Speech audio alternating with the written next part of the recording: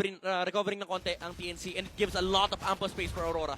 Oh, Yawi looking for the play. Nakakapsi pa sa isa kay Rene J nahanap. At nabaliktad na nga, sakto sa kamay. Carry and of course to sustain from this revitalized setup. Pero sinipa ulit si Jay. Siniba na ulit at bibigyan ng upper and revitalize ang kanya sagot.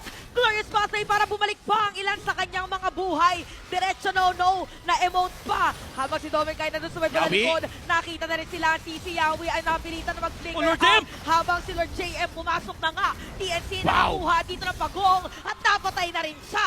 Oh, Flicker! Nag-flicker si Yue. Nag-flicker si Yue. Oo, pero ito Oy! si Edward na lang ang kanilang kukuhanin. Sabay sagot naman ng Glorious Pathway. Biglang mawala ng buhay doon. Si Saida may bilis na mag-dash away. Habang pumasok na rin si Demon Kite. Doming kahit wala pang angulo, wala pang conceal. At tinigil nila ng bahagya ah. Okay, mga kalahati yung buhay ni Rene J. Tapos diretso Glorious Pathway. Yawi na doon.